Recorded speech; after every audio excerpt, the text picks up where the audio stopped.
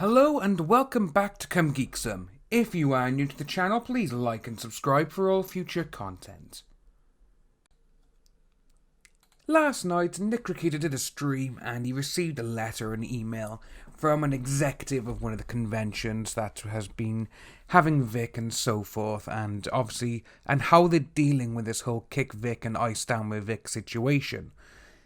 The letter is actually quite good, I will admit, and there's a lot of points in it that are true, and I can see from a business point of view how it would go.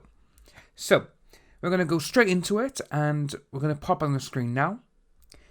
Thank you for your consideration. I will submit my info in the form of a written statement. Over the past few years, political divisiveness has been prominent. This has materialised in the anime fandom community in the form of the Vic Mignogna controversy. Discussing of the topic will likely earn anyone heated and emotional response. Naturally, this includes anime conventions and the people that run them. Unfortunately, anime convention executive communities have become very biased in favour of the Kick Vic side of this entire debate. This is often because of subscription to certain political cultures, as well as industry influence from North American IP license holders, such as Funimation. The bias is so rampant that respectful counter-argument and the analysis of evidence against Vic often results in being antagonised or even banned from the executive communities in question. This lack of mediation and a clear disconnect with the fans and attendees who come to our conventions frankly disgusts me. As of recent, Vic and his supporters have levied a lawsuit against his accusers on the grounds of defamation and contract sabotage. As a convention runner, I am pleased that this is happening, not because I am for or against Vic, but because it brings the controversy where it currently belongs, the court of law, which is what a lot of us have been saying. We just want this to go to court and just to get, everything out in the open. There we go, you're in court, get that done, that's it. This not only means that Vic can defend himself, but it also means that his accusers can have the chance to prove their claims with real and hard evidence, rather than allegations and hearsay. This lawsuit has shaken the executive community. Many are fearing and angry that this is happening, and those of us that are prominently in support of Kick Vic are instrumentalising the lawsuit by saying things like, "We told you so, don't invite him or he'll sue you too." Ideally, conventions should strive to remain impartial to the debate, at least until all the facts have been presented. Exactly my point.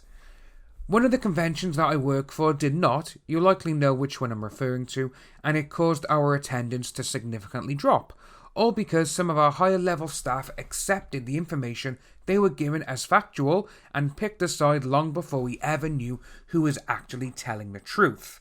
Which, again, we've seen all the texts between Ron and KamehamehaCon executives. We've also seen other places where they've harassed conventions and Vic has been dropped. If you consider yourself an anime fan or an active convention attendee, please consider the following. Number 1. Attendance is the lifeblood of any convention. Pay attention to how much effort they are putting into maintaining neutrality in the controversy. Pay attention to how their social media staff and execs are responding in threads where Vic becomes the subject for discussion. Speak with your wallet and your presence. Do not attend conventions that are doing things you disagree with and pre-register plus make travel plans for conventions that you do. That's exactly true. It's going back to the situation where we had the other day that obviously Jamie... She posted a tweet saying, "Oh yeah, we had someone kicked out. It was his birthday. Ha ha ha. He thought he could get me." But we've heard the audio, and it's literally just a generic question about Vic. There's no shouting, there's no screaming, as they've put it, and Jamie made fun of the person because the person had a speech impediment. And that's not exactly right. And these are the people who called other people narcissists and sociopaths when they are in fact them. Number 2. Know that not all of us are part of the Kick Vic crowd, and that those of us that aren't are trying to avoid discussion because of the vitriol it would earn us, as well as the fact that the debate doesn't belong at conventions. Which is true, it doesn't. If you're going to a convention and Jamie Marshy or Monica Rial or any of those people are there, just ignore them. If you want to get an autograph because they voiced one of your favourite characters, by all means, go and do it. But don't bring up anything. There's just no point. I said it in the video yesterday. They will try and use it to their advantage, and they will try and mock you and make you belittle you, basically. If you're going to participate in any debate, be careful. Be respectful and don't bring it up if it's irrelevant or not mentioned in any forum or panel. Exactly, that's another one. Number 3. Know that the Japan side of the industry is not pleased with the controversy and how North American distributors are behaving. So that's Funimation and Rooster Teeth. Obviously, we got Jimmy Marshy, Monica Rial, and all these people. They are making fun of the customers who buy their product. And Funimation are letting them get away with it. That's not exactly a good look. I remember when I used to be on my old social media team, and something happened, and we put out a post, and someone put a post out as well on their own timeline, on their own Facebook wall, and the shit did hit the fan because, well, the company had to take action. There was warnings given just because we made a joke or something, and we shouldn't have. But again, Funimation are letting these people get away with making fun of their customers. They're abusing their customers online, and it's out in the public, and they're not doing anything about it. Politics are very different there, and they know their fans well enough to realise that this controversy isn't one-sided. So, that's the end of the actual letter that we have. And with all of that, it is actually very, very true that in Japan, where everything is being done, they do not like what's going on.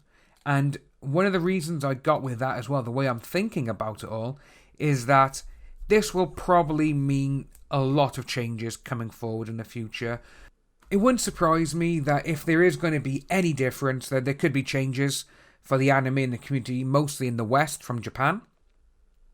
Or we know Japan may even start translating themselves to English because they may not want anyone from the West to actually dub it, mostly because Funimation are letting their people get away with murder online, and all these posts, and they're all public as well.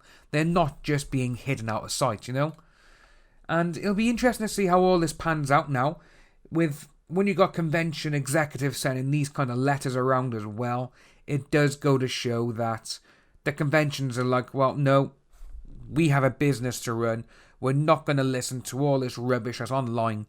We are just going to let people, if they don't want to see someone, don't see them. If you want to come to the convention, come to the convention. If you don't, you don't. If you are new to the channel, please like and subscribe. Hit that notification bell for future updates, and I'll see you soon.